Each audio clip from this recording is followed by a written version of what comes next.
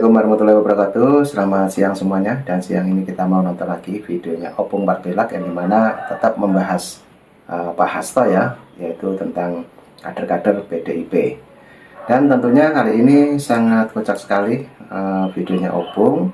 Dan sebentar lagi kita tonton bareng-bareng Opung Parpelak dengan pembahasan kali ini yaitu tentang Pak Hasto sudah menjadi tersangka KPK. Oke, bagaimana videonya? Mari kita tonton Opung Parpelak. Kalian pasti masih kepingin lagi dengar berita tentang si Hasto kan? Gak bosan kalian? Bisa sama, aku pun gak bosan aku. Kita bikin dia sampai betul-betul menangis. Gempur terus, gempur. Tahu kalian apa kata kubu sebelah? Ngapain kau terlalu fokus sama si Hasto?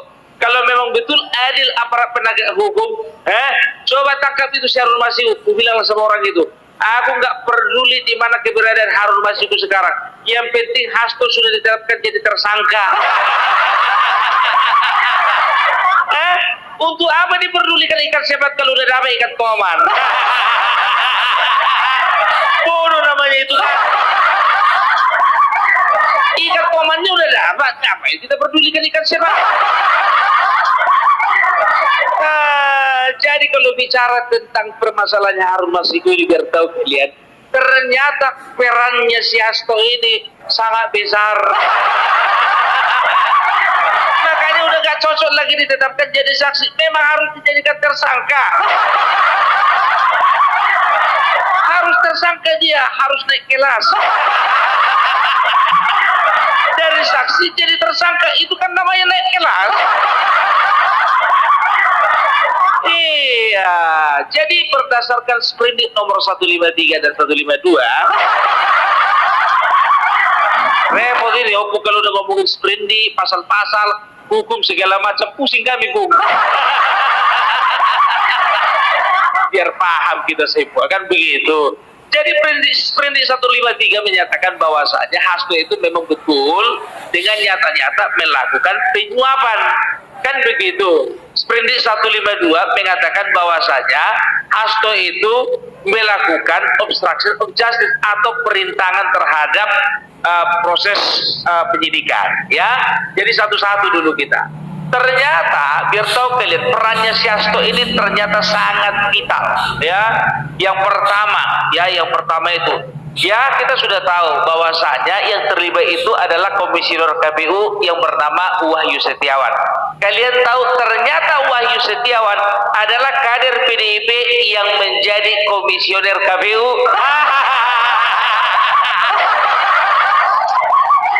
Ya pantas. Lawang mantan kader sendiri. Wah, pantesan licin.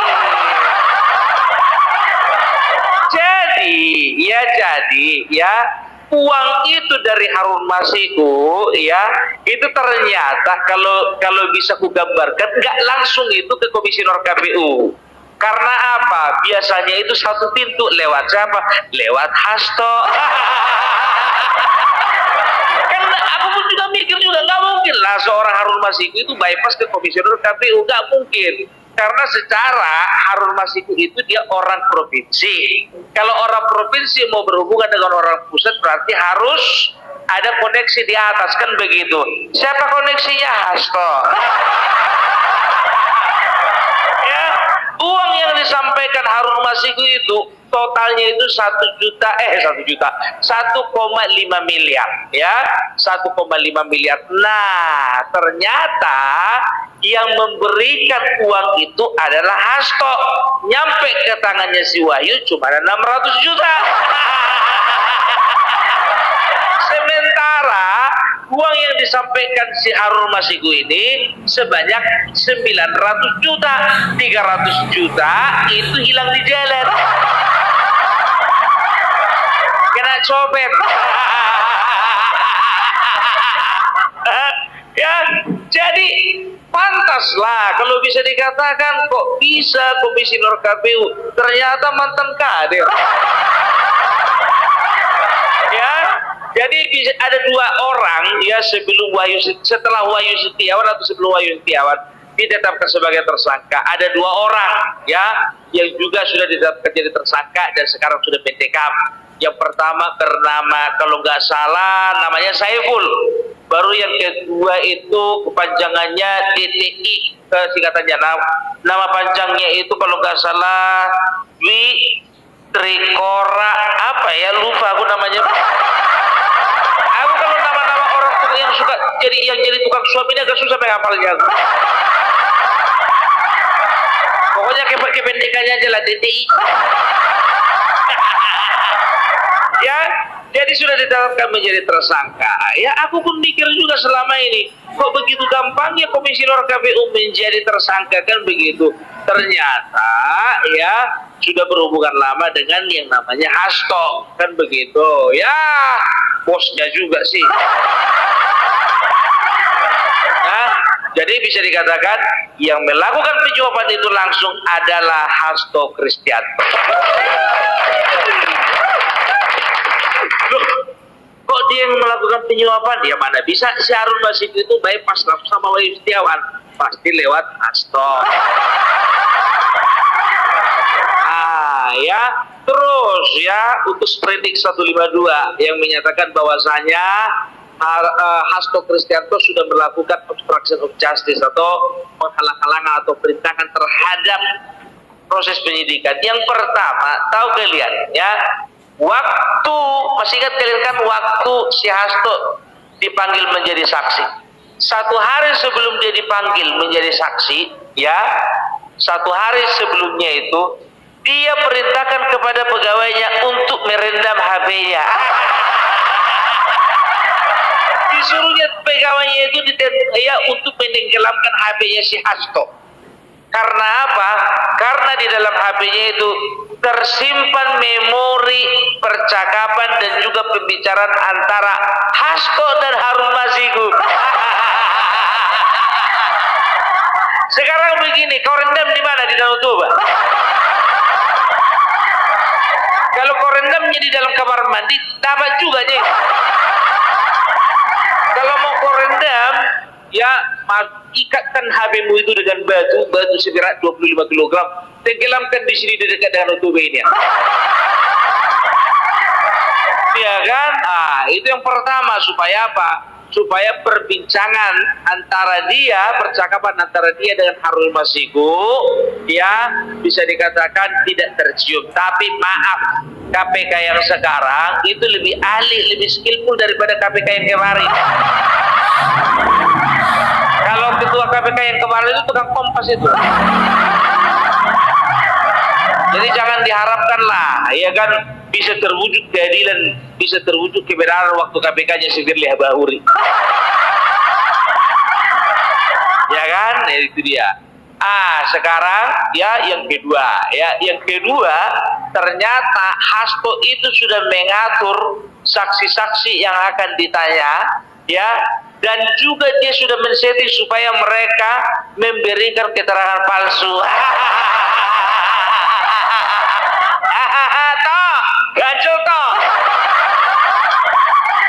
Nah, ini sangat lucu sekali ya teman-teman ya.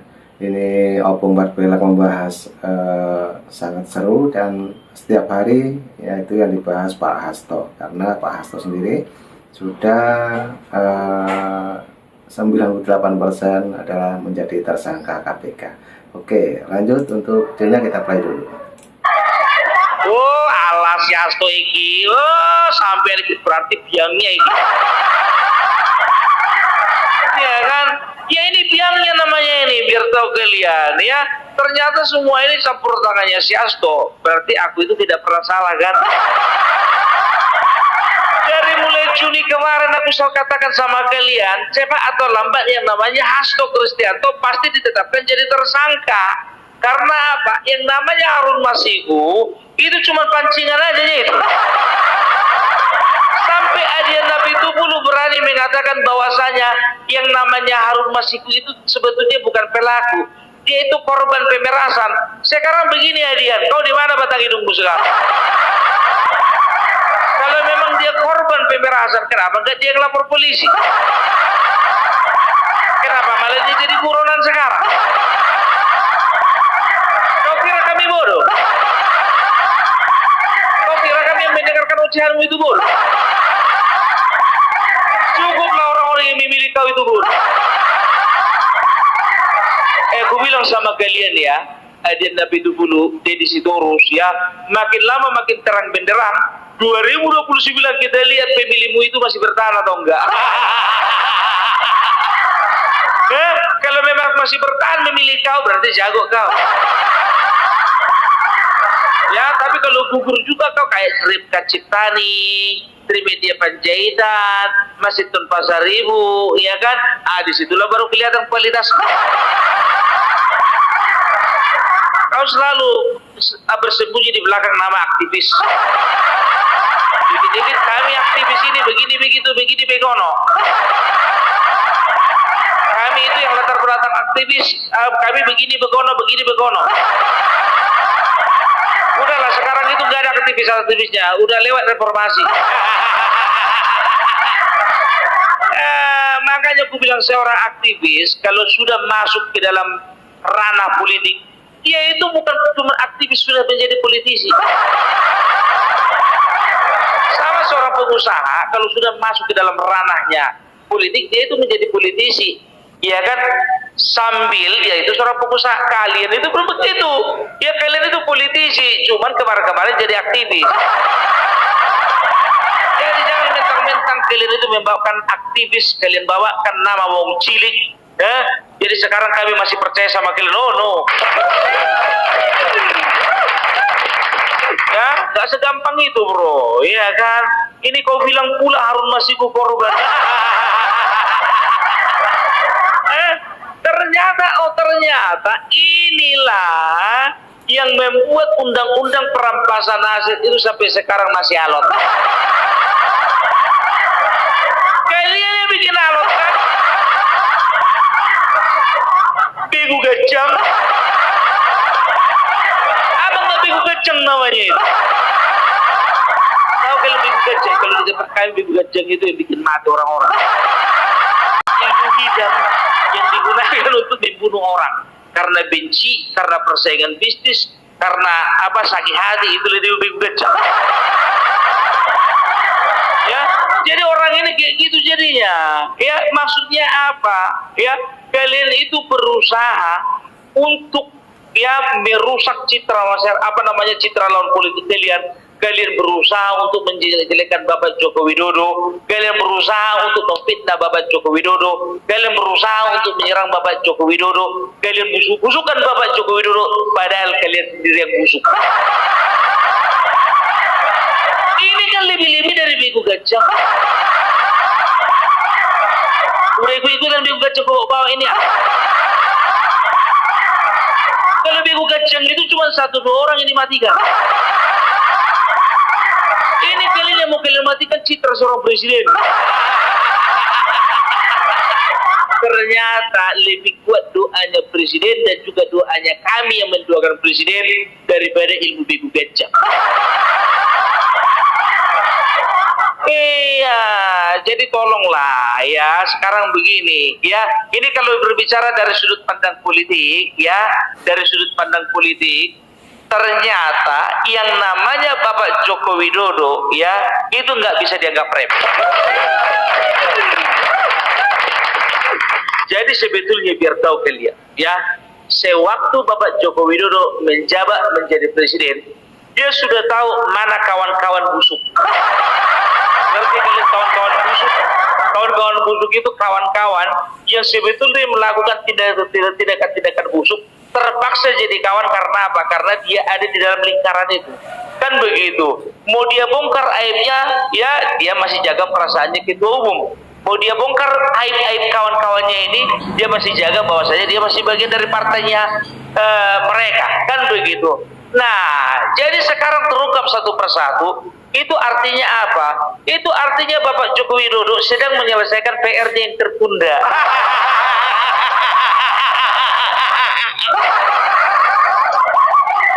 Loh, kan Bapak Joko Widodo kan sudah tidak lagi menjabat menjadi presiden Bang Opung Parpelak kan begitu. Tapi dia tetap politisi. Dia tetap seorang negarawan. Dia tetap punya power. Dia tetap punya pengaruh. Ibarat kata, andaikan kau itu seorang jenderal, iya kan, kau itu contohnya sudah purnawirawan, ya, kuasamu itu masih lebih besar, ya, di balik layar, lebih besar di balik layar. Di balik layar bisa-bisa kuasamu itu lebih besar daripada letnan kolonel yang masih aktif. Nah, itulah teman-teman ya, sangat asik sekali kalau jam segini mendengarkan celotannya Opung Parpelak, yang dimana pembahasannya sangat seru-seru ya, mulai kemarin juga mengenai Pak Hasto, juga mengenai PDIP. Oke, lanjut Opung Parpelak, kita play lagi videonya. Makanya aku bilang, ya, berapa kali aku bilang sama kalian, jangan kalian lupa Bapak Joko Widodo gitu-gitu, itu bapak kandungnya wakil presiden. Dan dia sampai sekarang masih bestinya Prabowo. Kalian ganggu temannya, habis kalian ganggu bapaknya ngamuk wakil presiden. Yang kalian tengok ya slow-slow itu Mas Gibran Raka Buming Raka, slow-slow itu berbahaya. Makanya dikatakan air tenang menghanyutkan, air beriak tanda tak dalam. Kalian perhatikan Bapak Prabowo, perhatikan Mas Gibran, perhatikan juga Bapak Jokowi. Tenang, slow, diam, tapi menghanyutkan. Air beriak tanda tak dalam. Tahu artinya apa? Beriak itu agak ribut kan begitu. Ada riak-riak, ada ombak-ombak begitu. Kayak gitulah si Hasto, kayak gitulah Mas Sintong, kayak gitulah Deddy Sitorus. Artinya apa? Nggak ada itu. Ya, artinya apa? Ilmu politiknya nggak terlalu dalam. Kekuatannya nggak terlalu dalam. Pengaruhnya nggak terlalu besar. Cuman ribut-ribut di permukaan. Makanya hati-hati kalian sama orang tenang. Coba kalian perhatikan dulu Bambang Pacul. Tenang dia, slow, tapi membahayakan. Kalian tengok Ibu Puan Maharani. Tenang, slow, tapi membahayakan. Kalian tahu, ya, dengan ditetapkannya Hasto Kristianto menjadi tersangka, siapa yang menurut kalian orang yang paling senang? Puan Maharani. Dia yang paling senang, bukan Opung Parpelak. Sama aku gak ada untungnya mau ditetapkan jadi tersangka ataupun saksi, gak ada untungnya sama aku. Ya, tapi kalau dia sudah tersangka, berarti nanti ke depannya ini sekjen ini pasti ada yang ngincar di siapa jadi sekjen berikutnya di PDIP. Ya kan? Sekarang Mbak Puan contohnya, ya sudah pasti dong ya. Kalau namanya Mbak Puan itu dia anak seorang pendiri partai, ya pasti diutamakan dong anak. Siapa di situ? Jadi sekjen. Kita lihat kan. Makanya aku bilang banyak para netizen dan juga banyak orang-orang mengatakan kalau PDIP ingin maju ganti itu yang namanya Hasto. Ganti, ya kan? Ya cuman inilah cara alam semesta. Aku nggak berani mengatakan cara Tuhan itu. Aku pinjam aja kata-kata. Ya biarlah alam semesta.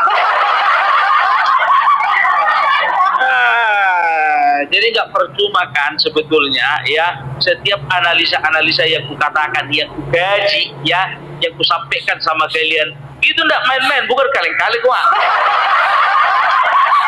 Percaya aja lah kalian, lebih percaya kalian sama Opung Parpelak daripada Rocky Gerung. Kalau statusku jadi sama Rocky Gerung itu sama-sama YouTuber biar tahu kalian. Dia aja postingan dia lebih banyak dari aku, nampak kali ngejar sama uang.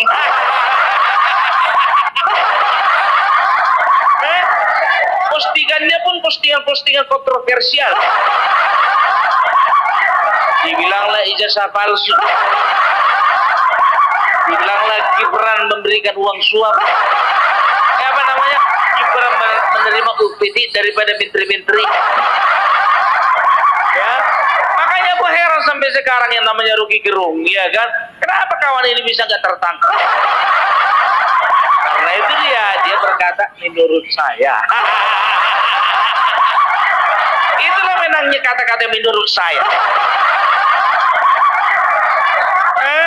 Kita akan lihat ya, kita akan lihat bagaimana PDIP ke depannya. Aku tidak pernah mendoakan PDIP hanyut, enggak.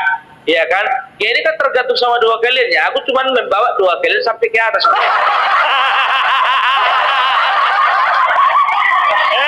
Kita akan lihat bagaimana eksistensi PDIP 2029. Ini enggak, ya dibilanglah Bapak Jokowi kepingin jadi ketua umum partai PDIP untuk apa? Nggak perlu, nggak level. Masa suara 80% orang yang suka, senang, cinta sama Jokowi mau ditukarkan dengan yang 16% itu? Kapan-kapan lah itu, Pak. Apalagi sekarang kurang menjual. Sekarang kita tanya dulu sama kalian, ya kan? Apalah bangganya menjadi ketua umum PDIP sekarang?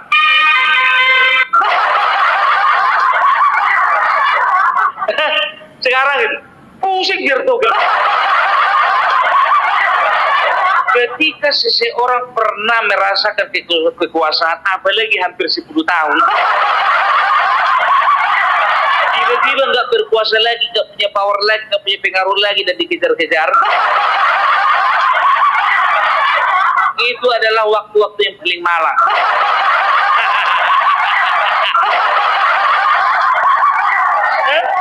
Itu makanya gue bilang, ya nanti gue bilang sama kalian, 2029 akan banyak, baik itu pilkada ataupun pemilihan legislatif, ya, setiap caleg-caleg ya akan banyak caleg-caleg potensial yang akan memilih jalan di luar PDIP.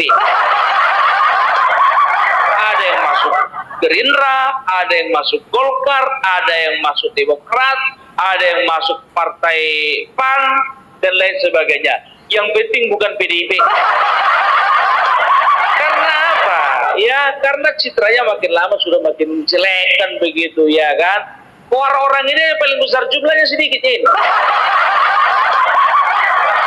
Perhatikan kalian lah, kalau misalnya aku live ya, contohnya yang nonton itu ada sekitar 600 orang, itu ada 1-2 orang aja yang nyinyir. Ya kan? Gimana pun juga PDIP tetap jaya. Jaya menurutmu silahkan. Itu doamu, jangan paksakan doamu sama kami. Gitu aja yang kami jawab. Salah aku bilang kayak gitu. Enggak, ini politik, bebas orang.